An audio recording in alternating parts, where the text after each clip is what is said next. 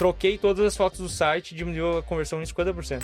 Às vezes tu entrar numa cortina de fumaça, achar que tu sabe tudo, é um tiro no próprio pé. Olha só o padrão do fracasso. É modelo, é estúdio, é luz, não sei. Esse tá editado, não vou comprar. Super rentável e aplica numa pessoa física, no investimento de pessoa física, que é tipo metade do imóvel. Vai lá e compra um apartamento pra alugar por 0,4%. Lá em casa a gente chegou a faturar mais de 300 mil reais na cozinha. Quem é que te ensina a pegar um empréstimo no banco, a fazer uma entrevista de emprego?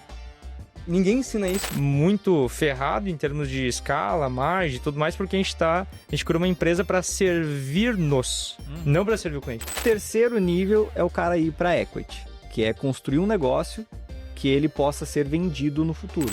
Em menos de 5 anos, 80% dos e-commerces fecham. Seja muito bem-vindo a mais um episódio do Equity Talks. Aqui é um podcast para empreendedores, empresários, que está querendo crescer, construir valor de verdade, construir um negócio.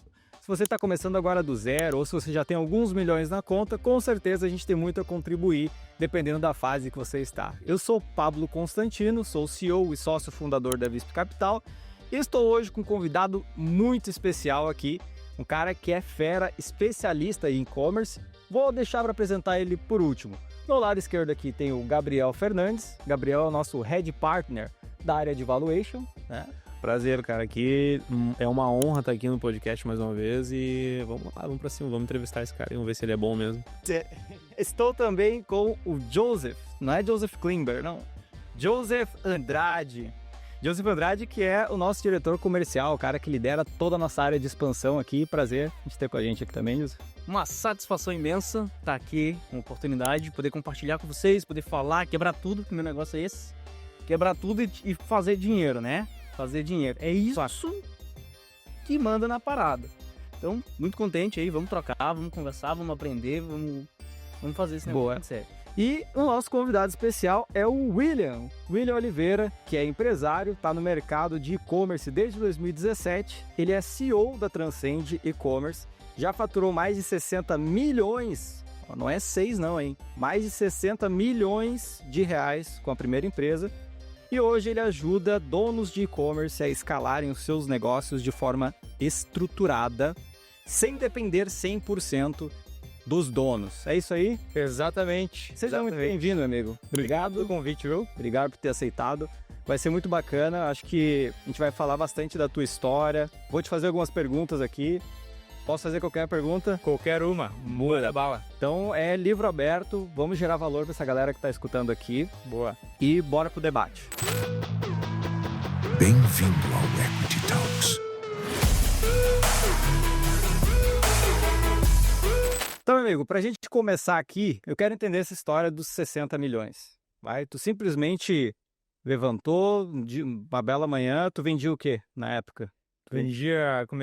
Na verdade, eu nem empreendi antes de começar esse negócio que me gerou essa receita, né? Não empreendia? Não, zero. Eu fazia técnico edificações antes de começar no e-commerce. Edificações, cara. E foi pra Tudo a ver, né?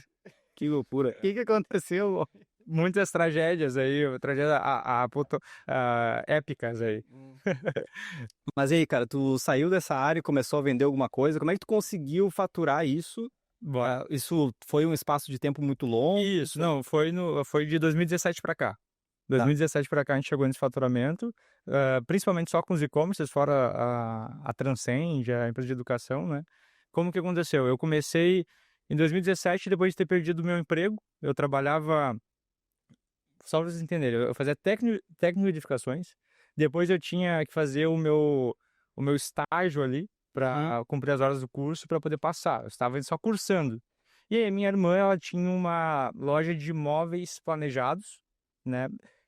E era já a segunda loja dela. Ela já tinha falido a primeira e ela tinha a segunda. E o professor disse que, cara, como é AutoCAD e tal, é parecido, valeria ali para passar no negócio. Então, eu fui ajudar.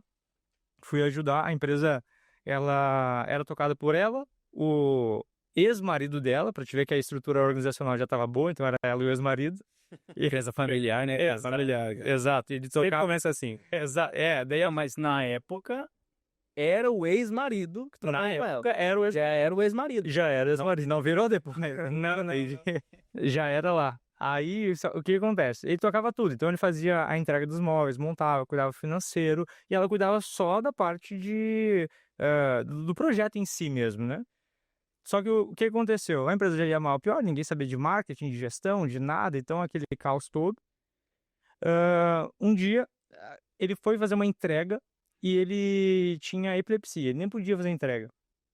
Ele acabou tendo um mal súbito, ele bateu o carro, ele veio a falecer. Caraca. Então, é um negócio que já tava ruim, ficou pior ainda, isso aí 2 meses depois que eu fui pra lá, né? Em paralelo a isso, olha só, então ele faleceu.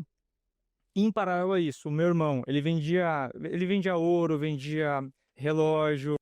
Ele sempre foi assim de vender para amigo dele, pegava o carro dele, ia nas festas e tal, fazia umas vendas. É o cara do Brick. O cara do Brick, ele é o Brick. Tu vai em qualquer lugar assim, ele para numa sinaleira, ali em Canoas, que é onde ele veio, e ninguém conhece ele, tá estranho. Ninguém buzinou, ninguém comentou. O cara que não é dali. Não, o cara que exatamente, o errado é a pessoa que não cumprimenta ele conhece todo mundo. Entendi. Então ele sempre foi desse tipo, carismático pra caramba e tal, vendedor nato, assim, tu olha pra ele, tu gosta dele na hora, imediato. E na mesma época, ele nunca fez faculdade, nunca fez nada, e ele tinha uma boa vida, né? Então, ele já tinha comprado a casa dele, tinha uma BMW, isso em 2017, então ele já era muito fora, assim, só que eu nunca quis empreender. E ele era um cara que, pelo menos, me gerava uma coisa, cara, ele tá fazendo ali e tal, o negócio tá dando certo, só que na mesma época, um ex-cliente dele chamou pra fazer uma entrega, por acaso ele não tirou nada do carro, foi levar, e era um assalto. Levaram tudo dele. Então ele tinha mais ou menos uns 100 mil de custo de mercadoria em ouro, relógio, tudo que ele tinha ali, porque ele não fazia, ele falou, William, quando me contando, eu não faço isso. Tipo, eu não faço, eu sempre levava só o que o cliente queria por motivo de segurança. Só que como o cliente já tinha comprado, então eu acabei levando, sei lá, por preguiça, enfim, por falta de atenção, levei. E levaram tudo dele e falaram pra ele não vender mais, tal. Claro, ameaçaram ele, tal, pra ele não ir atrás das coisas, enfim. Caraca. Aí ele deixou de fazer, de vender pra ir ajudar na empresa. Então, cara, isso foi questão, assim, de semanas de diferença. Foi 2, 3 semanas de diferença. Que Não por esse benzer, não, nos procurar aconteceram trágicos de verdade, né? Não, é o que eu falei, cara. Foi como é que é a palavra? Chama apoteótico, se eu não me engano, né? Foi um desastre, né? Tudo ao mesmo tempo. Não é a lei de Murphy?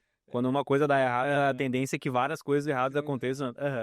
E aí aconteceu tudo isso, e ele foi lá, também não tinha estratégia de venda e tal, tentou, ele era carudo, assim, pô, vou botar os móveis na frente da loja e tal, ele começou a fazer um monte de coisa, mas não deu certo, a loja acabou quebrando, né? Acabou quebrando. E aí eu pensei, cara, eu vou fazer concurso pra Brigada Militar, então, né? Eu pensei, pô, tô 2 meses sem receber nada, então era pra eu ganhar R$1.000, né? Não ganhei, fiquei. Cara, e só pra eu entender, assim, a tua família não era uma família afortunada, assim. Não. Quem sustentava financeiramente a gente ali era o meu pai, só que ele morreu quando eu tinha 13 anos, né? Então ele vendia cama, mesa e banho, ele ia nas casas, assim, cobrava na ficha, sabe? Então ele sustentou a gente assim, nunca faltou nada, ele sempre teve tudo, mas era o básico, era o necessário, tinha, nunca faltou nada. Sim. Então acho que até meu irmão se inspirou nele para fazer o que ele fez depois, só que por ver o trabalho deles, eles quebrando, meus irmãos quebraram várias vezes, tentavam fazer mercado, loja de imóveis, né? Inclusive essa loja estava no meu nome, e aí eu carreguei uma dívida depois, falei, meu Deus, essa, meu chapéu, essa estava no meu nome, e aí eu carreguei uma dívida. Então, assim, eu nunca quis empreender. Eu falei, cara, os bichos se matam trabalhando, eu quero estabilidade. Na minha cabeça eu quero estabilidade. Não, mas com experiência dessa aí também eu acho que... Não, já é prova de fogo. Cara, qualquer pessoa em sã consciência não ia tentar empreender na situação do William. Eu não queria nada. Aí eu falei, cara, eu vou... Beleza, faliu a loja ali, a gente decidiu fechar. Eu falei, cara, eu não vou empreender, eu quero, sei lá, pra Brigada Militar. Ele falou, cara, tu vai arriscar a tua vida por R$3.000. Eu tava assim, tava na bancada de casa, minha mãe tava desse lado, e eu tava que nem assim, ó. Eu estava nesse lugar e meu irmão aqui. Aí eu falei, cara, eu vou fazer Brigada Militar. Ele falou, mano, tá louco da tua cabeça, vai arriscar tua vida por R$3.000? Ele fez exatamente isso. Eu falei... Vai falar pra tua mãe também, cara? Na frente da minha mãe. Aí ela falou, não... Aí eu pensei, não, ele tem um ponto, né? Realmente é pra tu ver como ele não queria empreender, meu. Aí ele falou assim, ó, pega... Aí tinha um relógio do nada, né? Meu, pega esse relógio e vende, me deu na minha mão. Aí eu olhei o relógio assim, aí eu olhei pra mãe e a mãe viu que eu não, porra, eu vou vender como? Eu não sei vender nada nisso aqui. Falou, ô Jonas, ensina o guri aí, meu. Ensina o guri, ele não sabe vender. Ele falou, meu, pega esse relógio, posta lá nos brick, tá? Tira a maior foto que tu pode, foi isso, tira a maior foto que tu pode lá, posta nos brick, depois atende e vende, assim que tu vai vender. Falei, então tá, né?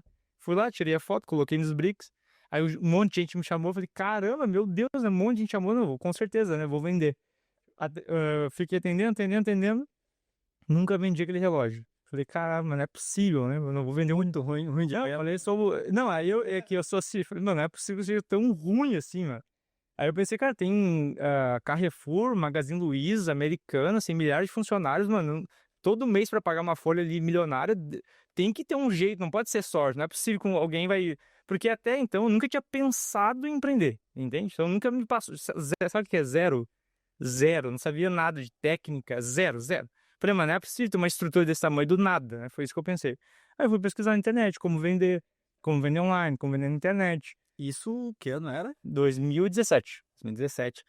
Tá nessa época, como é que era o mercado de e-commerce? Cara, Imagina, porque tu conhece o mercado de e-commerce e hoje tu é expert nesse segmento, mas naquela época como é que era isso? naquela época era em geral o Mercado Livre, né? Naquela época a parada era o Mercado Livre, ainda o pessoal ainda tinha muita medo de golpe, não sabia se era muito confiável ou não e tal. E tava começando essa questão de criar audiência. Tava no início ainda, porque não tinha nem Instagram. Eu lembro na época que esse negócio Instagram que eu vou ter que postar aqui, já posto no Facebook, vou ter que postar no Instagram. Eu lembro de pensar nisso, né? E aí era só Facebook. Então de primeiro momento eu pensava, o que era a minha cabeça? Né? Vender nos bricks primeiro, não sabia. Aí depois que eu comecei a estudar, eu vi sobre a questão de funil de vendas, tinha um processo de vendas, eu entendi que tinha uma lógica na venda, né? Aquele funilzinho AIDA, o mais clássico de todos e tal. E aí eu fui entendendo isso, falei, cara, tá, tudo bem, comprei uns cursinhos de tráfego, algumas coisinhas assim. E eu falei, cara, vou tentar executar isso aqui. Pedro Sobral ou não? Não, na época não tinha ainda. Pedro Sobral, Não, depois. Veio dele. Antes, né? Antes do Pedro Sobral, essa época aí. Fui conhecer ele depois. Acho que eu fui conhecer ele em 2018, 2019, acho. Aí comecei a criar uma marquinha, porque assim, ó, logo antes eu era líder de célula na igreja. Aí, quando tu era líder de célula na igreja, tu tinha que criar um design da tua célula e tal. Tipo um marketingzinho, assim. Aí eu falei, vou fazer a mesma coisa aqui, fui misturando as coisas e tal. Criei o logo da empresa, Invictus. E no início era relógio, né? Então era Invictus relógio. Aí eu tentei com os relógios, aí o que eu fiz? Eu fiz um vídeo, aí eu demonstrava o relógio, então eu pegava ele, esse aqui é o relógio tal, esse aqui é o Speedway, não sei o que e tal, tem isso. Ó, se tiver interesse, me chama aqui no WhatsApp que eu mesmo vou te atender e eu posso te entregar pessoalmente aí no shopping tal. Então eu fazia um anúncio regional, focado em mensagens que eu ia entregar pessoalmente.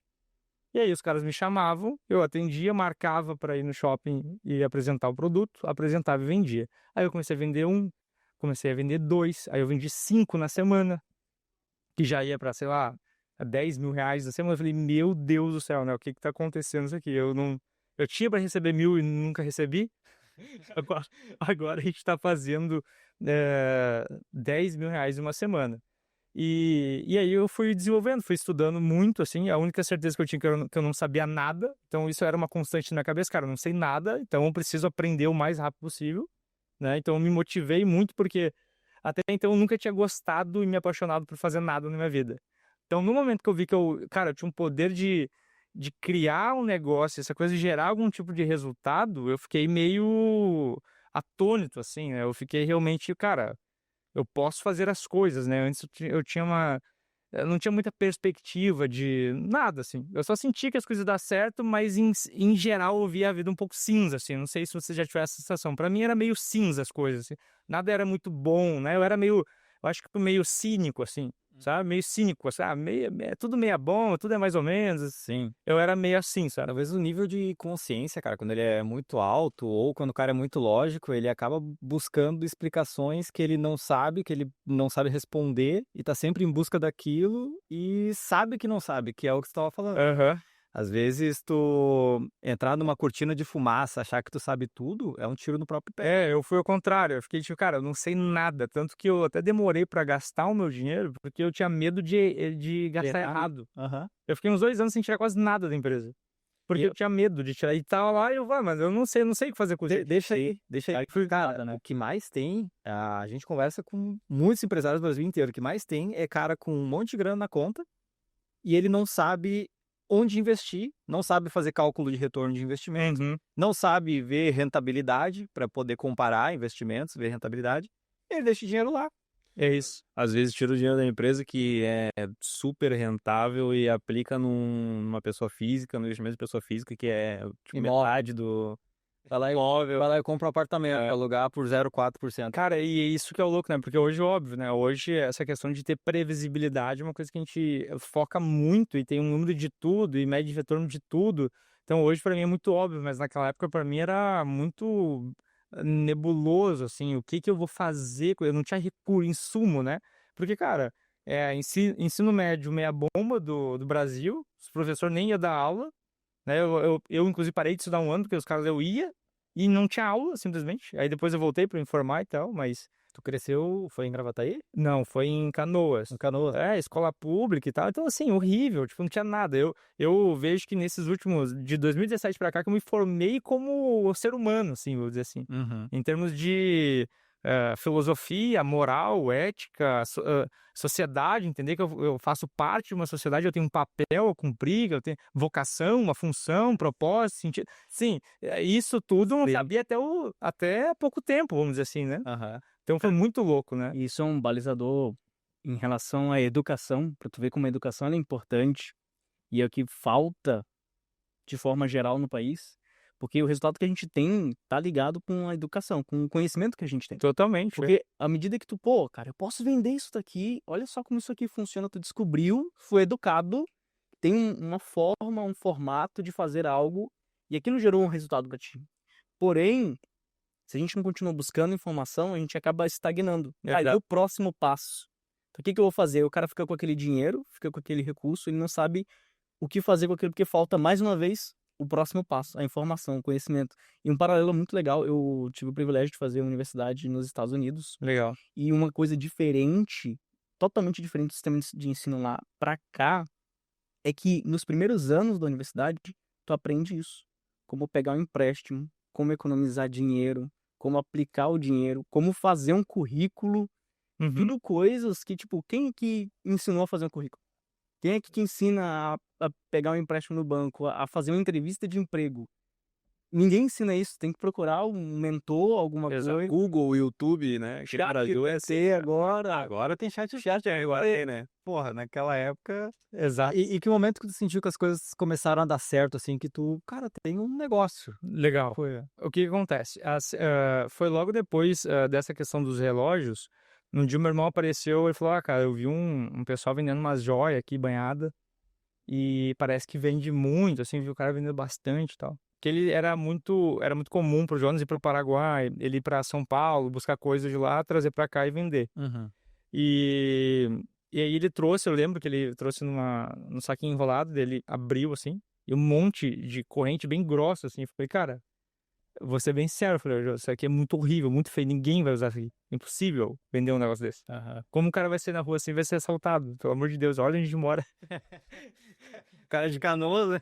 Eu não tinha, cara, era traficante nas esquinas, assim, era desse nível, assim. Mal tu saber que eles iam ser o teu principal público depois. Nossa, vi que esse era a solução, essa é tudo questão de perspectiva, casal falando do público. É que tu espelha o teu gosto, né? Tipo, quando tu não tem muito conhecimento sobre empreender, sobre buscar o teu público-alvo, tu tenta espelhar muito o que tu gosta nas coisas que tu quer vender. Isso, esse é um erro muito comum. Só que eu falei pra esse cara, não vai vender, mas se tu falou, eu vou fazer. Eu vou fazer exatamente igual que eu tô fazendo nos relógios. Aí eu comecei a fazer e, cara, deu muito, muito certo. Começou a chamar a mesma quantidade de pessoas, só que qual que era o fator, né?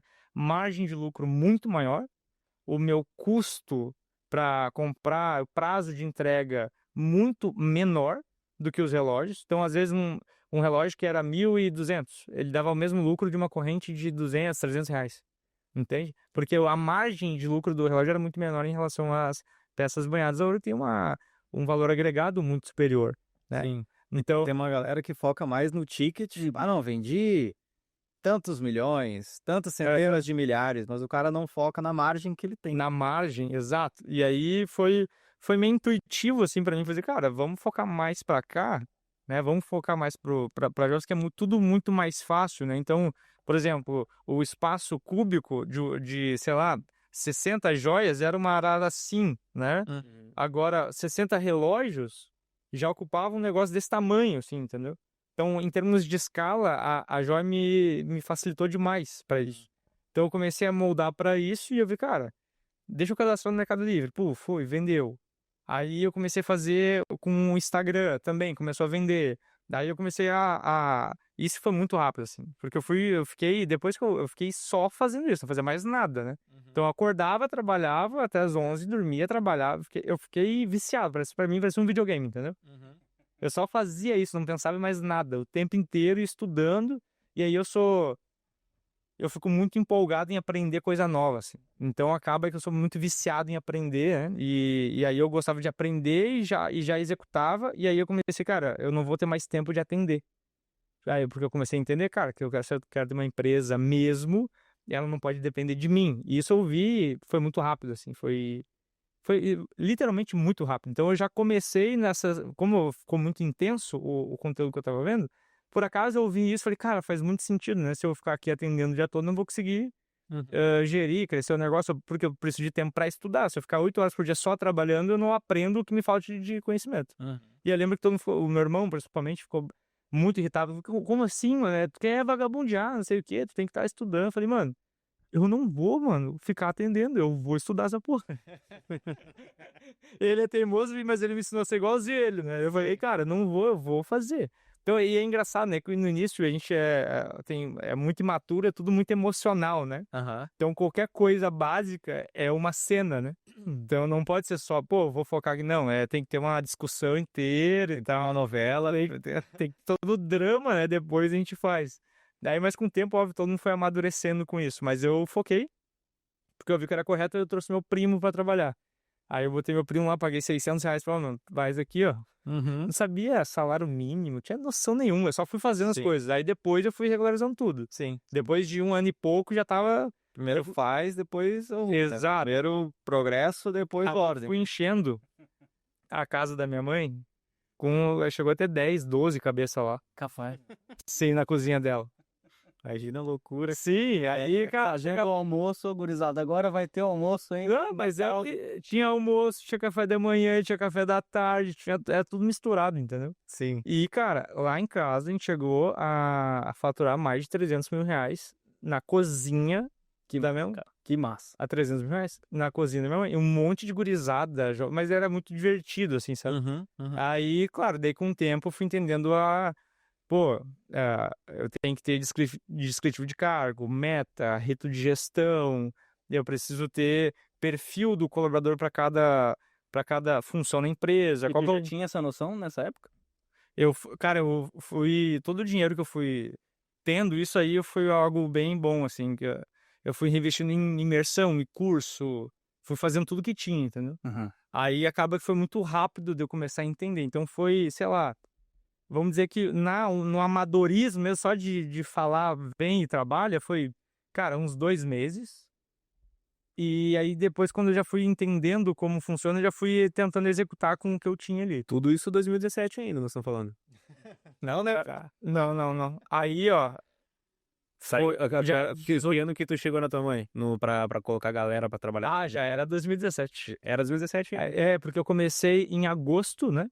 Então, nesses 4 meses do final do ano, eu já tinha, acho que umas 7 pessoas, 8. Aconteceu muito rápido. Foi muito Eu achei que isso que tu tava falando já era 20 ali. Não, 2020 já tava bem maior. Eu já tinha rodado. Entendi. Aquele negócio de intensidade distorce o tempo, né? Tá vendo aí, meu? Olha o que tu falou. Virou um videogame pra mim. Eu tava o tempo inteiro alucinado do negócio, 24 horas, dormia, sonhava, tenho certeza. Sim, Ela trabalhando. sim. Meu, essa intensidade que traz resultado pro cara. O cara entrega. Eu vai, fiquei pô. nessa vibe aí, cara, acho que uns 4 anos nessa vibe, assim, muito focado, assim, na empolgação mesmo. O que tu tem pra dizer pra galera que tá começando o e-commerce? O cara não tá faturando seus 100 mil, vai, 100, 200 mil é um cara pequeno? Cara, 100 mil, ele já entendeu alguma coisa, Já entendeu? tá indo pro caminho. Geralmente os que têm muita dificuldade é uns até 20, 30, é mais... Sabia que tu chegar nos 30 é mais difícil de chegar nos 100? Tá, imagino que sim. Depois pega voo, né? Depois vai. Porque até os 30, geralmente, a maioria não consegue validar produto, não entendeu quem é o cliente, ele não conseguiu encontrar a margem para viabilizar o crescimento dele. Pivota muito também de tem- produto para produto. Tem muita dúvida, entendeu? Tem muita dúvida. O que mais trava a pessoa é dúvida. Eu tenho muita dúvida, eu não sei, porque o e-commerce, querendo ou não, ele tem muita variável, né? Muita variável. Então, um funil, em termos de B2B, é muito mais simples do que um funil de e-commerce, que é muito menos mensurável. Entendi. A complexidade... Não é tão previsível. Coloca isso, sai isso. É previsível quando tu entende o teu funil de vendas. Só que como é muito mais volume de visita, volume de mensagem, geralmente o pessoal se perde muito no controle disso. E aí ele não consegue saber exatamente o que traz resultado. Geralmente no B2B tem menos variável. Porque é uma promessa específica, né? No e-commerce você vai ter 300 produtos para vender, como é que tu faz? É um funil para cada produto? Entendi. É um funil para categoria? Entendeu? Quando eu vendo serviço é uma comunicação. O que é o principal ponto, assim, quando tu pega um cara que tá nessa fase de querer rampar, tá com dúvida, traz, os dois principais pontos, assim, que faz esse cara quebrar essa barreira e ir já pro 100, já começar... Legal. A primeira coisa que a gente faz em qualquer tipo de negócio, a gente faz a análise da natureza do negócio da pessoa. Então a gente vai entender quais são os produtos mais vendidos naquele nicho e qual é o canal que o cliente prefere comprar. Então vão ter clientes que vão preferir canais como o WhatsApp ao invés de site. Entendeu? Então, por exemplo, geralmente se é um cliente muito desconfiado, que é no caso das joias, por exemplo. Esses caras, eles têm o dinheiro, só que eles não compram se não tiver um convencimento. Então, não vai ser um cara que vai comprar 100% no site, por exemplo. Tem que ter um canal de WhatsApp, porque eles têm medo de ser golpe, né? Por exemplo, ou eu vendo armações com lentes que a pessoa vai precisar de receita para trazer. Esse tipo de pessoa não vai comprar de forma automática. Ele vai precisar de um processo comercial que vai tirar todas as dúvidas, porque tem ali as personalizações, ele tem que adaptar o contexto, tem muitas... Isso tem a ver com o ticket do Eu ia fazer essa produto? pergunta. Sim, os dois variáveis, assim, quanto maior o ticket e se for personalizável, que existe a possibilidade de muito erro, vai demandar um comercial, um atendimento mais ativo. Quanto menor o ticket e mais padronizado, aí pode ser no e-commerce automático, escala mais. Entendi. E aí, então, até para o pessoal saber, para cada tipo de produto que eles têm, eles vão ter que fazer um funil diferente e medir diferente. Então o cara separa primeiro por linha, por tipo do produto, para depois ele pensar na estratégia que ele vai usar em cada uma dessas linhas. Exato, porque o produto ele já foi pensado para um tipo de cliente. Então ele entende o produto, eu entendo o cliente, os canais que ele costuma comprar, e aí sim eu consigo criar um negócio que vai me dar escala. Então, e a gente sempre faz isso assim, cara, e-commerce, o maior sinal de que o negócio dá certo é ter concorrente. O cara acha que ter concorrente é ruim, não, concorrente é ótimo, porque é sinal validado. que existe demanda no mercado. Entendeu? Esse que é o ponto. E aí tem muita gente que tem medo de concorrência. Não, eu adoro de ter concorrência, porque quer dizer que tem muita gente querendo aquele produto ali. E qual que é o lado bom também? No Brasil, em geral, a maioria é amadora e ninguém vai conseguir pegar e capitalizar todo o mercado possível. Ele não vai conseguir capturar essa receita. Então, esse é o lado bom. É por isso que é tão replicável também. Então, até mesmo para semijoia masculina, tem um monte de gente que vende também. Depois que a gente começou a vender, um monte de gente todo mundo vende. Porque é um mercado gigantesco, é um mercado periférico, né? A maioria que compra, milhões e milhões de pessoas, e ninguém ainda tem a capacidade de atender todo mundo. É gigante, né? Ainda mais o masculino, que é algo novo também. E o feminino já existe há muito tempo e até hoje vende demais, dá muita recorrência. É um mercado gigante, né, cara? E como é banhado, né? Ele estraga, a pessoa tem que comprar de novo, então vai comprar a vida toda esse negócio. E ouro, tipo, e a pessoa querer simbolizar algum tipo de status, nunca vai ser de moda, isso é desde que o mundo é mundo, o ser humano quer se sentir superior de alguma forma, ou sentir relevante de alguma forma, né? Então tem alguns nichos, então, que são os mais preferidinhos. São os...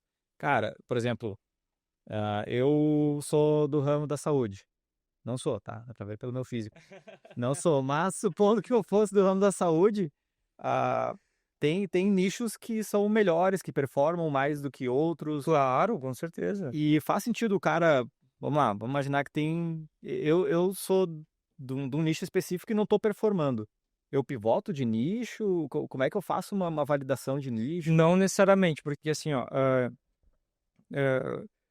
o que importa é assim, não é só o nicho, mas quais produtos estão mais em destaque. O que acontece demais é que quase todo nicho, moda masculina, moda feminina, são nichos, mas tem subnichos e micronichos e nanonichos, tem várias subdivisões que vão ter mercado demais. O que importa é, pensa, tu quer vender na internet. O que, em geral, as pessoas têm consciência na internet, né? Então, por exemplo, por que vende joias? Cara, é só tu ver. Qual que é o top 1 do Spotify? Qual que é o tipo de música que tem? Como que essas pessoas que se vestem lá? Cara, tudo usando os tipos de joia que eu vendo. Então, é óbvio, tem grandes influenciadores que têm um público gigantesco que movem massa. Essa massa vai querer se parecer com eles. Então é igual tu vê uma roupa que a Virgínia tá usando, uma roupa que algum cantor sertanejo usa, geralmente vai ter muita exposição, naturalmente vai gerar desejo e vai ter público. Então é pensar no meu cliente, se ele está na internet, o que ele vê, e aí eu vou ver os produtos que eu posso vender para ele. Então não quer dizer que um nicho pode ser ruim. Às vezes, dentro do nicho, vai ter uma categoria de produtos específicos que tu vai conseguir vender. Daí, por exemplo, quem tem loja física, o mix de produto que tu vai vender no teu bairro, na tua cidade, é diferente do mix de produto da internet. Então, aqui no bairro, na cidade, feijão com arroz. Claro que vai ter os diferenciados e tal, mas geralmente em cidades, comumente, as pessoas querem ser mais tradicionais. Então, eu quero o básico, feijão com arroz. Eu tô comprando de ti pela comodidade e segurança. Tá aqui na minha frente, eu já passei, pego, comprei. Esse é o motivador. Na internet, o que vai fazer eu parar o meu tempo, digitar os dados do meu cartão de crédito, é porque aqui onde eu estou eu não consigo encontrar. O segredo está na diferenciação. Não posso vender algo que é facilmente encontrado em qualquer lugar, senão não justifica o meu esforço de comprar online. Tanto que o varejo hoje representa muito mais que e-commerce. E-commerce é 10 a 15% só da venda do varejo total. E acontece bastante, assim, esses erros de estratégia, porque isso é tu enxergar o mercado de forma mais ampla e destinar a tua estratégia do teu negócio. Isso. Qual o principal erro, assim, que tu vê a galera cometendo nessa área de e-commerce? Cara, Bem comum, assim, aquele que tu pega e, cara, batom na cueca. Não tem explicação. Isso aí é... o bem comum é assim, o tráfego vai resolver meus problemas. Esse é bem comum. Sobreestima o tráfego. Eles acham que eu vou contratar uma agência de tráfego, vou contratar um gestor de tráfego e vai resolver. Vai resolver produto ruim, vai resolver uma estética que não é confiável, vai resolver falta de processo comercial, vai resolver falta de precificação, falta de mix de produto em si. Não resolve tudo isso, entendeu? Então, o que eles têm que entender é que, cara, eu tenho que encontrar o Product Market Fit. Eu tenho que encontrar o fit do produto com o mercado. Se eu não encontrar isso aqui, o negócio não anda. E uma coisa que eu falo muito comumente é o seguinte: se está muito difícil é porque está errado, entendeu? Varejo é fácil, eu quero resolver rápido. Então, eu quero esse bloquinho de ouro aqui, essa barra de ouro, eu encontrei, eu vou comprar. Eu não vou ficar 30 dias para comprar a porra da barra de ouro, entendeu? Então, se eu tiver... Quanto maior a complexidade, maior a sua probabilidade de estar fazendo uma... Você está gastando muito eu me esforcei. Mano, tua estratégia deve estar um lixo, então. Porque não é normal. Não tem que ser mais... O ciclo de venda é curto. Exatamente. O ciclo de venda é muito rápido. Então, um dia errando, no segundo tu já vai conseguir entender que não tá certo, entendeu? Não é um negócio, não, o gestor de tráfego, não, tem que esperar 3 meses para dar resultado. Como que um cara vai esperar? Não tem como do negócio. E é a tendência, né? Porque os caras que vendem marketing, gestão de tráfego, não, vamos validar 3, 6 meses. Não existe. Cara, então nem trabalha muito com estratégias, assim, focadas em follow-up, essas coisas. Não é algo Não, tão... foca também, só que é um complemento da estratégia, porque qual que é o jogo? Todo o e-commerce em si, ele é quase sinônimo de velocidade. Uhum. Tudo que demora muito para acontecer vai criar atrito e o atrito vai diminuir a tua taxa de conversão. Então, geralmente, se gera muito follow-up, é porque o cara demorou para responder, o cliente estava na emoção, chamou, se respondesse na hora, tinha vendido, né? Ou eu chamei a atenção, ele foi pro meu site e demorou para carregar, quebrou a grade, não tinha depoimento, gerou desconfiança, eu desisti. Entende? Então, geralmente, o que mais impacta é o primeiro impacto. Uhum. Os primeiros segundos de experiência. Tiro de sniper. É isso aí. Então, por isso que a gente prepara todo o ambiente para antecipar as objeções do cliente e depois eu chamo o tráfego. Então, eu arrumo a casa e depois eu vou convidar as pessoas a visitarem. O que a pessoa faz, não. Eu boto lá de qualquer jeito, mal tem postagem, mal tem rotina de stories e tudo mais. O site é bem meia bomba, não teve estudo de mercado, gasto 3 mil de tráfego, só deu prejuízo, não sei o que aconteceu. Entende? Ah, mas eu faço na loja física dessa. Claro, na loja física tá todo o aparato para convencer o cliente aqui. Tem vendedor, vai ter os produtos em si que geram desejo. Já tem Tem todo o contexto, né? não tem o problema de confiança. Claro, O cara tá vendo o produto, é outra parada. o negócio aí, isso aí desde o início eu já me liguei sobre percepção. Então eu pensava, cara, eu tô em casa, mas as pessoas não precisam saber que eu tô em casa. Então, todo o ambiente online já era... Eu tenho até umas fotos depois do Instagram que eu falo, olha como é que era o fundo, né? Eu de chinelo ali, tudo feio. E só o quadrado onde tava a joia lindo, bonito, assim. Então, eu já peguei isso aí rápido, porque eu vi que os concorrentes faziam era bem feio. Falei, não, vou fazer um negócio mais gourmetizado aqui do que eles estão fazendo. Mais profissional, né? Exato. Cara, isso conversa demais, né, cara? Conversa demais. Claro. Isso é muito legal também. O seguinte, que é assim, ó. Quando eu comecei a vender bem mais, o que aconteceu? Eu acho que, cara, agora tá na hora de a gente profissionalizar. Agora a gente tem que virar, sei lá, na época era Canui, era top, assim, Netshoes era mais padrãozinho, fundo branco. Não, vamos botar com modelo e tal. Troquei todas as fotos do site, diminuiu a conversão em 50%. Porque os meus clientes são periféricos, eles acham que é editado se eu fizer muito profissional. Uhum. O segredo é parecer o mais simples possível, demonstrando a cor e tal, mas tem que ser real. Mais fidedigno, né? O cara fica, esse é o produto que vai chegar pra mim. Exatamente. É modelo, é estúdio, é luz, não sei. Esse tá editado, não vou comprar. Diminuiu pela metade. Caraca. No outro dia, mudei tudo de novo. Voltou a conversão. Como é que é? Exatamente. Cara, se eu vou comprar alguma coisa hoje, eu sempre vejo se tem foto de alguém segurando. Usando, né? Isso, Isso pra mim é... As fotos eram tudo na mão, assim, ó. Porque aí vê o tamanho, vê a pele da pessoa, vê o Tamanho. Perfeito, cara. Tamanho também é importante. Eu deixei de comprar esses dias um relógio, porque na foto tava muito bonito. O cara é do teu lado aí, pô. Ele vê o relógio. Quando eu fui olhar a foto do usuário tirando, rapaz, esse negócio aí, não vou comprar, não tem. Pô, Enquanto ele tava falando, eu já tava pensando assim, eu tiraria uma foto, se fosse hoje em dia, tiraria uma foto, pediria pro Gemini construir toda uma imagem profissional. Já ia tomar. Não ia dentro de menos. Não, já ia botar no Viu esse jantão? Tomou. Neymar usando relógio. Putz, é certo que... o povo já tá meio vacinado, né, cara? Porque se tu for olhar a comunicação de alguns países que são mais velha guarda, assim, tu percebe que é a mesma foto, eles foram lá no Photoshop e mexeram lá na corzinha. Jogaram pro lado, jogaram pro outro. Então a gente já tá meio que acostumado a ter essa percepção de que não, essa foto é editada, é mexida. E não é assim, não é isso que eu vou receber. Não é isso que eu vou receber. Mas, cara, tem um problema mais complexo, e aí vamos discutir junto uma forma de pensar nisso. Boa. Que é um pouco do que a gente traz aqui na Visp, que é o equity. Tá. Equity é o valor das empresas, né? A gente sempre fala que todo empreendedor, ele começa ali querendo pagar as contas, ter um bom salário, para pagar os boletos. O cara é emergente, tá querendo alguma coisa na vida. Depois ele constrói um negócio, começa a escalar e ele foca mais no dividendo. Uhum. E ele quer que a empresa dele gere margem de lucro líquido, que ele possa distribuir e começar a ter algumas retiradas mais parrudas. E o terceiro nível é o cara ir para equity, que é construir um negócio que ele possa ser vendido no futuro. Legal. E aí, cara, a gente tem alguns cases fora do Brasil de grandes e-commerces que foram vendidos por milhões de dólares. No Brasil é mais tímido um pouco isso. E eu acho que tem muita dependência, às vezes, de plataformas. O cara não consegue gerar valor, ele não consegue ter LTV, não consegue ter um CRM. Depende muito de marketplace. Depende do marketplace para poder vender e ele não tem nenhuma estratégia para mudar essa realidade que ele está inserido. E às vezes ele fica travado, que a gente diz, com dúvidas. E, cara, isso vai ser uma barreira gigantesca para ele gerar equity, que é onde o cara consegue acessar o nível de centenas de milhões através da venda da empresa dele. E a gente sempre fala que equity é 3 pilares, tá?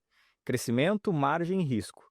Ou seja, o cara tem que apresentar e saber ter uma máquina de vendas, de conversão, para ele continuar crescendo sempre.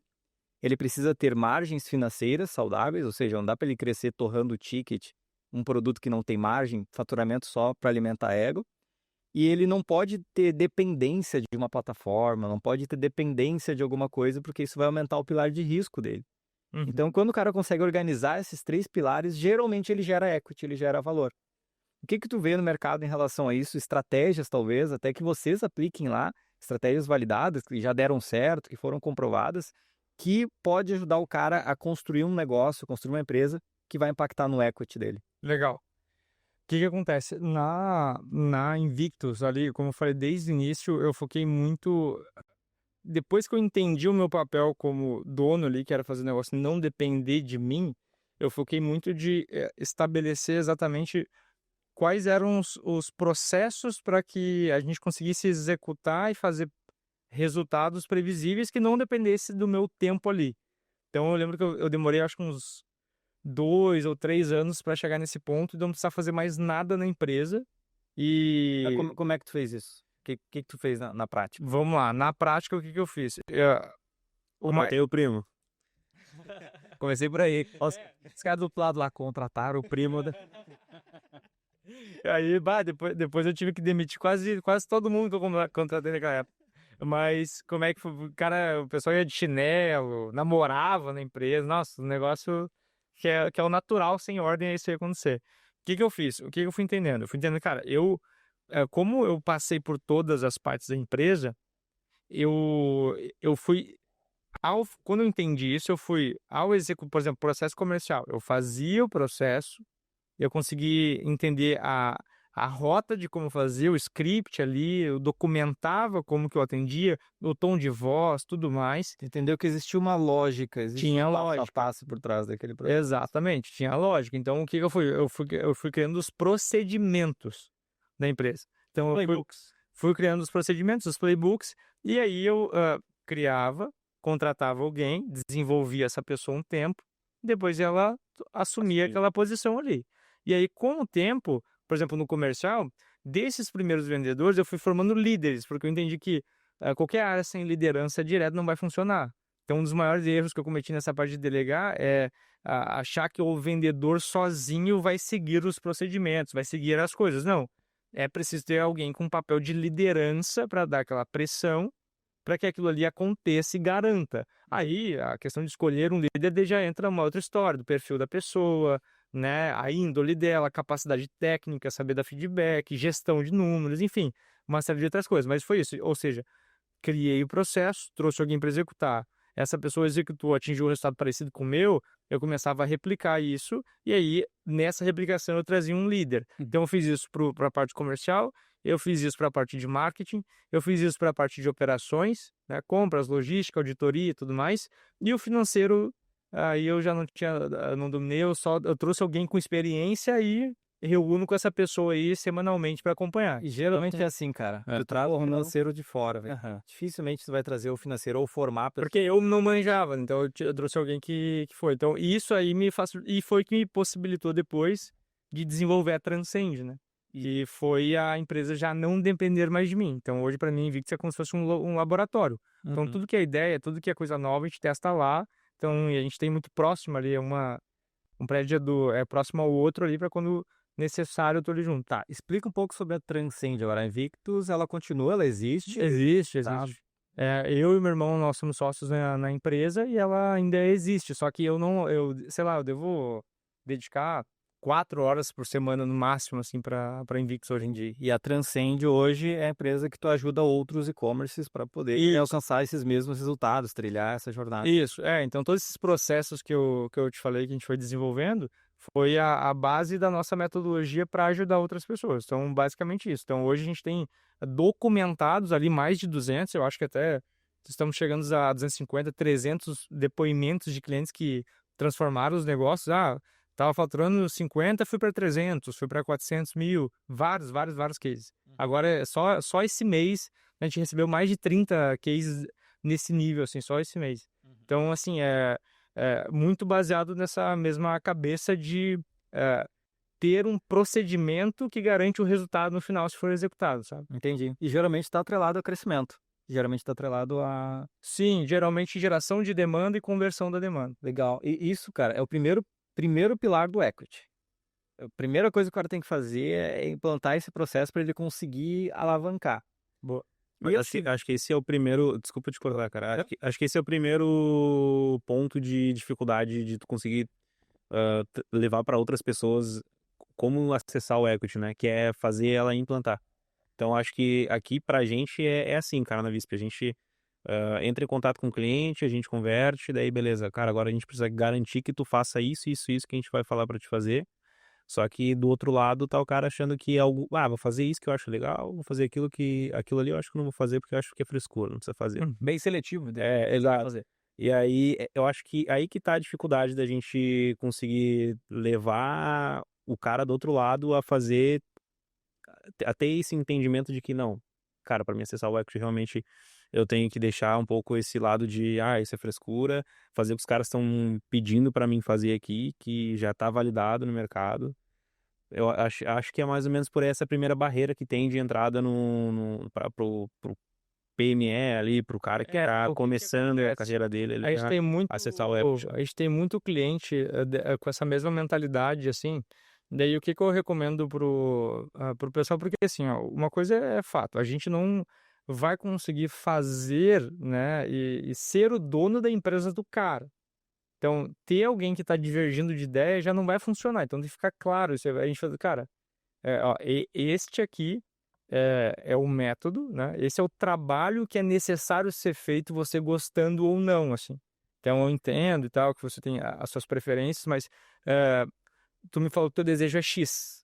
Para X acontecer, Esse é o meio. esse aqui é o meio comprovado, validado, já aconteceu com mais de 300 empresas, né? Não seria você a única exceção, não te preocupa que você não vai ser a única exceção se executado. Então, na minha visão, assim, é muito dependente do líder que está tocando o projeto. E aí a gente deixa muito claro para a pessoa, porque senão ainda o prestador de serviço sai como ruim, né? Então é mais fácil falar real já, porque não vai acontecer. Tipo, cara, não tem como, é difícil, porque criar valor em algo é porque esse algo produz valor. E para esse algo produzir valor, tem que ter alguém de valor fazendo isso ser produzido. Porque senão tu não mantém fazendo. Porque não vai ser uma coisa também que ele vai executar em 1 mês, 2 e resolver, eu vou vender a empresa. Não, ele vai ter que executar 1 mês, 2 e manter por anos para esse negócio valer alguma coisa. Essa é a minha perspectiva. Então eu vejo que o maior responsável hoje por qualquer projeto funcionar é o líder que está à frente do projeto, o cara que toma as decisões finais. Porque o que acontece? É natural ter uma resistência a tudo que é novo. Então imagina, eu não treino, eu tenho que começar a treinar. Vai gerar uma resistência, vai gerar cansaço, vai gerar dor, tu não vai querer fazer. Se não tiver alguém dando aquela pressão, cara, não, vamos, porra, vamos fazer isso aqui, vamos dar bom, vamos que vai dar certo e tal. Tendo alguém assim, olhando, dando essa pressão, é muito mais provável que aquilo aconteça do que se a pessoa sozinha, com as limitações dela, tentar racionalmente entender que aquilo vai gerar uma implicação positiva para a vida dela. Ela não vai fazer, né? Então, infelizmente, eu acredito que não é para todo mundo. Isso, eu não acho que seja para todo mundo. E, cara, esse alinhamento de expectativa de saída que tu falou aí, tipo, não vai fazer isso agora e em 2 meses e vender a empresa. Esse alinhamento de expectativa tem na tua consultoria? Tipo assim, cara, olha só, a gente vai implementar algumas coisas aqui, mas eu preciso saber se quando tu quer vender a tua empresa, é X valor para vender a tua empresa, é X vendas. Na verdade, eu não vou deixar nem ele responder. Eu acho que nesse momento aqui tem que nascer uma parceria, inclusive, entre Transcend e Visp Capital. É Onde- isso aí, cara, tô tentando chegar lá. Entendeu? Onde o cara chegou nessa mentalidade de, William, eu tô querendo construir um negócio de verdade, eu te apresento, cara, quero ir para outro nível, Bora. vamos falar de M&A, Preciso fazer uma valuation. Eu tenho alguns clientes já. Tem alguns já. Tem alguns clientes comercial que já abriu o olho, sabe? Qual nome arroba? já tá pegando, Já tô pronto aqui. Bom, me diz uma coisa, tu que tá dentro desse mercado aí, o que tu tá vendo de tendência para os próximos anos? A gente tá vendo vários mercados sendo impactados fortemente pelo advento da inteligência artificial, tem muita coisa nova aparecendo no mercado, do nada, SaaS está perdendo muito valor, empresas que são alicerçadas em cima de software, vem um gêniozinho lá, abre um YouTube, começa a gravar a tela, aí joga para uma outra IA que transcreve, depois joga para um Lovable, para uma outra ferramenta que cria um e-commerce assim, ou cria uma ferramenta. Tu acha que essas novidades, tudo que está acontecendo no mercado, vai impactar o mercado de e-commerce? Não vai? Quais as tendências tu enxerga para os próximos anos? Boa. Vamos lá. O que acontece? Tem algumas, né? Tem algumas tendências aí. Primeira coisa é o aumento do custo por venda, que já vem acontecendo há vários anos, só que está se intensificando cada vez mais agora. Então, todo mundo que quer manter uma escala relativamente saudável vai ter que ser mestre dos criativos e mestre em simplificar os criativos. Então, o que eu vejo hoje, tanto na Transcend quanto na Invictus, quanto mais natural e parecer um stories, tipo assim, é um stories que eu estou postando, melhor é o resultado. Quanto mais formalzão, quanto mais institucional, quanto mais às vezes até produzido, mais caro é o resultado, porque a gente está muito cansado. Então, por exemplo, até para a gente captar lead para Transcend, é geralmente muito simples, é uma foto de alguém tendo muito resultado, uma história escrita, como se fosse um story, sabe? Muito resultado. Na Invictus a mesma coisa, é uma joia mostrada com as letrinhas de stories, com um pin ali, São Paulo. Como se fosse um amigo do cara que tá postando e ele só tá rolando stories e vê os stories do amigo. Exato, aí se o custo por lead tá muito caro, inviabiliza a escala de aquisição. E qual que é o problema? Cara, até uns 10 milhões ali em geral, não sei se você já leu o livro Arquitetura de Receita, ele é um baita livro. Não, sei qual é, tá na minha lista, mas não li ainda. Baita livro. E assim, então, assim, para que a recorrência atinja um impacto muito forte, tu precisa ter um alto faturamento. Porque senão tu não tem clientes suficientes para que a recorrência se torne relevante para o teu modelo de negócio. Então, até, cara, 5, 10 milhões ano de faturamento de e-commerce, de qualquer negócio, é muito focado em aquisição. E para adquirir cliente, tu vai ter que ter tráfego. E geralmente tráfego vai ser pago. Então, tu tem que saber trabalhar com isso. Então, quem domina a criação de criativo vai dominar a escala do negócio. Então, isso a gente está full power focado nisso e é o que tem deixado muito saudável a nossa escala. Então, às vezes, a gente está com um ROAS 8, 10, na Invictus, por exemplo, na aquisição, alguns produtos por causa de criativo, coisa que não é normal mais acontecer. A mesma coisa na Transcend, ROAS 5, 6, isso em questão de serviço é muito alto, encaixa, né? Então é bem...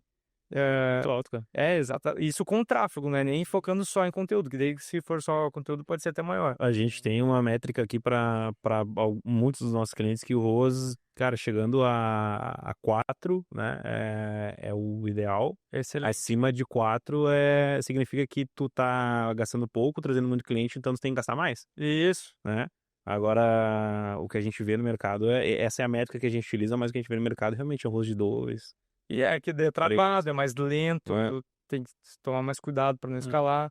Então, e claro, isso aí mas assim, mesmo com uma operação forte comercialmente falando, de conversão, se o custo por lead estiver muito caro, inviabiliza. E eu falo isso por experiência própria, né? Enquanto a gente não acertava, ficava trancando muito, porque, tá convertendo muito, só que tá muito caro para chegar o lead. Sim. Então foi adaptando a comunicação, testando diferente. A gente demorou uns meses, assim. Eu acho que a maioria não tem também gestão financeira, que é o nosso forte aqui, para poder controlar. Eles acham que markup é lucro, se confundem, eles não sabem prolabore, dividendo. Se ele começa a contratar a gente, então, aí a estrutura fica mais complexa ainda. Sim. Pô, margem EBITDA, pô, que negócio é esse? Então, acaba ficando mais complexo ele crescer. E o segundo pilar, que é o pilar de margem do e-commerce, acaba ficando para trás. E o e-commerce, ele naturalmente, produto físico tem uma margem menor. Então, o cara... E esse é outro ponto também. O e-commerce em si é um modelo de negócio complexo. É muita variável. É muita variável. É custo, é imposto, é funcionário, é anúncio, é deterioração do espaço físico, enfim. É embalagem, é frete, é SMS, e é um monte de coisa. Então, se o cara não tem uma boa escolha de produto, que tem uma margem legal para escalar no e-commerce, né? Uma boa estratégia, ele vai e mata toda a margem, toda a operação dele. E, cara, pilar de risco, acho que tá muito atrelado também a ele não conseguir esticar o LTV do cliente. Exato. Ele depende muito de terceiros. E o marketplace está 24%, dependendo até de 20% a 25% de taxa só do marketplace. Tá louco, cara. Fora todo o resto, exatamente. Fora matéria-prima, salário, galera. Cara, esse é um ponto muito importante, até tinha anotado aqui. É o momento de, geralmente, iniciação do cara que quer entrar nesse mercado de marketplace, de e-commerce, perdão. Ele entra pelo marketplace porque assim, Mais o tráfego tá ali, é mais cômodo, né? Já tem uma estrutura, não preciso montar a minha loja, o meu site. E em que momento tu acha que é o ideal, assim, pro cara abandonar o marketplace ou pelo menos deixar, né, diversificar? Abrir a própria loja, abrir o próprio site. Legal. Eu acredito que se tu já vende ali uns 20, 30 mil em marketplace, já dá tranquilamente para te começar a construir teus canais É online. rápido, então. Não é Sim, não. E até, preferencialmente, já começar pelos canais próprios. Mas se não deu por algum motivo e tal, tem medo, enfim, tem um monte de questões aí que a galera tem. Até 30 mil ali já pivota, porque é um custo muito alto que tu tem. E retenção e monetização vem de tempo, não é uma coisa que tu vai, quero começar hoje a reter. Não, cara, tu vai ter que construir uma base, trabalhar ela para que te dê frutos futuramente. E hoje tem várias estratégias. Por exemplo, agora no Natal, todos os pedidos que naturalmente no e-commerce tem um grande volume de vendas agora, todos os pedidos vão com cashback que vai ter expiração ali de 30 dias.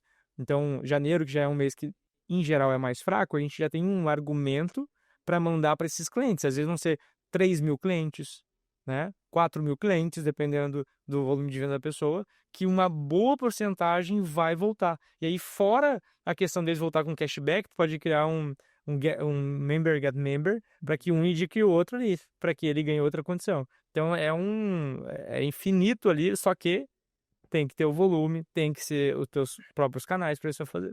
Esse é um caminho natural. O cara tem que sair do marketplace. É insustentável ele ficar ali dentro. Eu não. É que daí tu não constrói equity, não constrói marca, tu não tem autonomia. Se o cara quiser botar 30% de taxa amanhã, ele coloca. Né? Eu tive marketplace já, foi até Mercado Líder Platinum do nosso nicho. Eu fui o primeiro do Brasil a chegar a Mercado Líder Platinum. Só que eu decidi focar depois, por conta das taxas, no e-commerce e não sair do marketplace.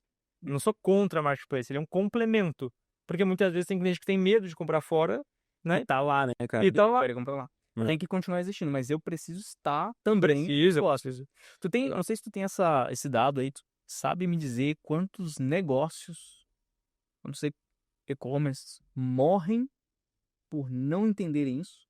Cara, tem um dado que eu falei até numa palestra recentemente, que em menos de 5 anos, 80% dos e-commerces fecham. Menos de 5 anos. Por isso que é pulverizado, né? Tipo, é muito, sei lá, autônomo, como se chama, porque é muita pessoa querendo entrar no mercado, né? Isso, exatamente. Não cria marca, É muita coisa, cara. Não, Vamos lá, 10 pessoas que estão nos assistindo, 8 Já era. Desiste agora. nos próximos já era. Não, mas vamos lá. Provavelmente, aí eu vou trazer um ponto. Talvez esses 8 pessoas, dessas 10, não são as pessoas que estão nos escutando. Talvez seja a pessoa que não busca, que não vai atrás, que não estuda. Porque assim, gente, olha só. Não tem como quebrar e-commerce. Ó, claro, tem como quebrar, mas é testar rápido e errar rápido. Então, e errar com pouco dinheiro. E corrigir rápido. Exato, porque tu não precisa, qual que é o erro? Pô, vou comprar um estoque de 1000 peças aqui, eu nem sei se o negócio vende. Então tem gente que quer, olha só, tem um monte de gente que faz, olha só o padrão do fracasso. Vou lá, eu construo loja física, encho de estoque, não vende nada, encho de estoque, contrato agência, contrato design para fazer o logo, a marca, registro no NPI. Aí, quando eu abro, vou me preocupar com estratégia de venda. Cara, não faz nenhum sentido fazer isso. Tá Entendeu? jogando o jogo errado que tá. Outro, só para somar, faço um site que pago 30 mil reais para construir o site, o design, tal, para lançar, porque eu quero que tudo seja perfeito na hora de lançar. Depois a pessoa, ela fica com tudo encalhado por meses. Gente, não é um nem dois que aconteceu. Já vi isso acontecer várias vezes, o pessoal vai procurar ajuda, aí depois não tem dinheiro para uma estratégia que não é, sei lá, nem 10, 15 mil reais para ajudar ela a vender. E aí tá com 400 mil de estoque parado. E o estoque E assim, não é só em e-commerce, cara. O estoque geralmente é o bicho de sete cabeças da maioria dos setores, dos negócios. Sim, não tem controle de giro, né? Qual que é o giro que tem que ter. Aqui a gente fala sobre o ciclo econômico, né? Que a gente entra dentro nos prazos médios de pagamento, prazo médio de recebimento, prazo médio de estoque. Então a gente tem todas essas questões detalhadas ali para a gente identificar qual que é o melhor momento de compra de renovação de estoque do nosso cliente, né? Isso, exato. Só que, tipo assim, nesse momento o cara tá jogando a carroça na frente do boi, né? Vou comprar estoque pra caramba, deixar ali, eu sei que vai vender, eu sei que vai. Claro que vai. Vou lá, fé. Porque qual que é o jogo? Na internet a gente tá vendendo uma imagem. A gente não vende produto. Eu tô vendendo uma imagem. Eu posso testar custo por mensagem, custo por compra, tudo sem ter um único produto, só com a imagem. Eu posso ter só lá, pegar no fornecedor, tirar uma foto e testar para validar a hipótese da demanda. Mas para isso, obviamente, o empreendedor tem que ter esse tipo de conhecimento para entender os números, entender o que é um número que viabiliza um crescimento, o que não é. Ah, mas eu vou vender sem ter o produto. Sim, tu pode devolver para o cliente, é só para testar a ideia. Qual o problema? É que o cara, ele quer primeiro, ele se apaixona por um produto, que talvez um produto que ele gosta, e depois ele vai ver se tem demanda. E a lógica, ela é totalmente invertida. Tu primeiro vê se tem demanda, depois. É que no capitalismo o cliente é soberano. Então a gente tem que entender o que a gente faz, né? Então a gente está dentro de um regime capitalista onde o cliente é soberano. Então eu começo pelo cliente, eu não começo por mim. Então a gente esquece muito. E a empresa, como fundamento, o propósito dela é servir e gerar valor. Se eu não estou servindo e gerando valor, logo eu não vou ter a recompensa que é o lucro. Então tem que ficar muito claro isso. Às vezes a gente está muito ferrado em termos de escala, margem e tudo mais, porque a gente criou uma empresa para servir-nos, para nos servir, não para servir o cliente. Então isso tem que ficar muito claro. E aí, quando tu entende um pouquinho de conceito básico de negócio, fica mais fácil. É por isso que eu falei, está muito difícil, é porque tá errado, entendeu? Porque se eu estou oferecendo solução para o cliente, eu tenho o que ele precisa, por que ele não vai comprar? E que a teoria e a prática se encontram, né? Meu irmão, olha só. A gente tá finalizando aqui o episódio.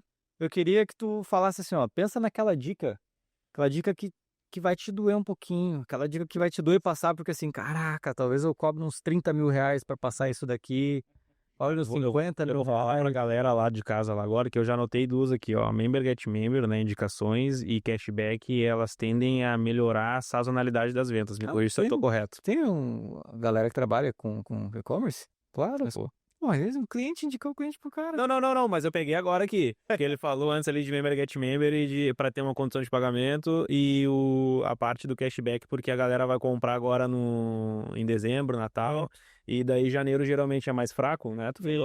Então, uma estratégia para prender o cara e nesse momento de sazonalidade onde a gente venderia pouco, a gente já mete um cashback no cara para mandar um pop-up lá, uma mensagem. Tu tem motivo para entrar em contato de novo para fazer o fechamento. Aí, ó, viu? Beleza, agora a terceira dica.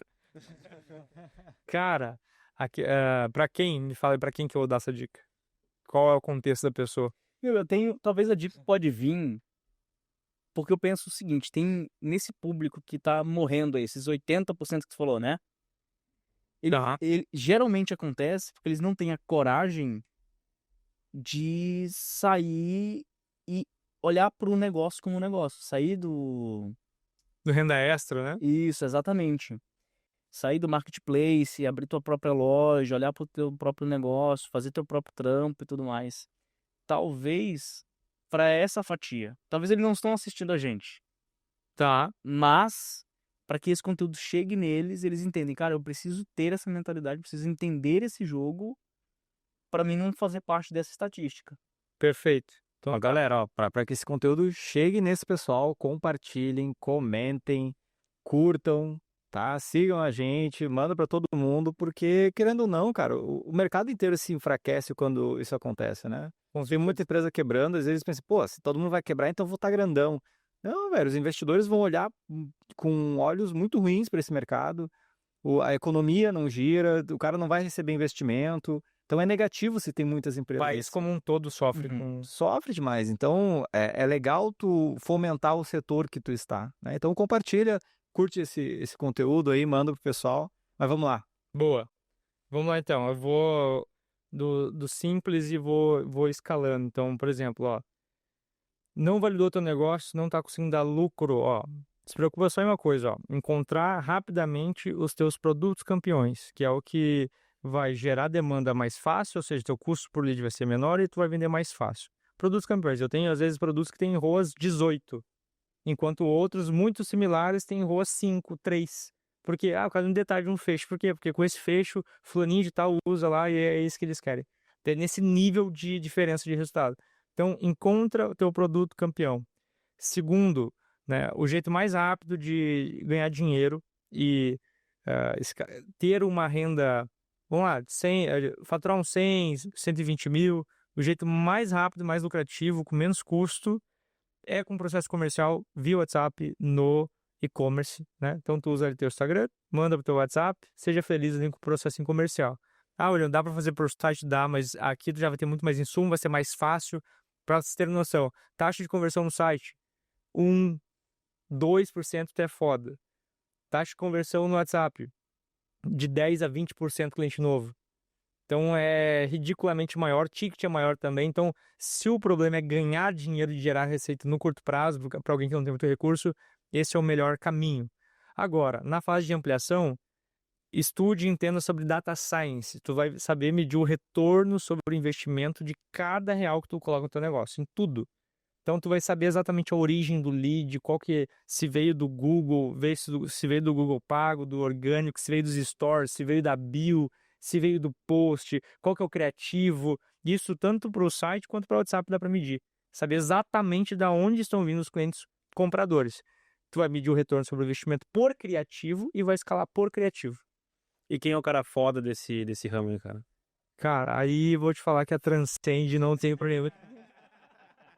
Que dúvida, é o Merchan, cara. Aproveita. E se o cara quiser ter uma boa organização financeira, aí ele vai na Visa. Aí na lista, tá bem arrumado. É o grupo anti-quebra. Pô, os caras só quebram se quiser. Se os caras forem muito bom, Tem que se esforçar. Então, meu amigo, obrigado pela tua participação. Eu que Conteúdo valiosíssimo aqui, muitas dicas. Parabéns pelo trabalho que tu vem desenvolvendo nos últimos anos. Obrigado, Joseph. Obrigado, Gabi. Então, esse foi mais um episódio do Equity Talks. Vou deixar aqui o nosso Instagram também. O meu é Pablo R. Constantino. O WilliamOliveira.iv. Joseph.visp, capital. Gabriel Fervi. Então é isso aí, gente. Obrigado e até o próximo episódio.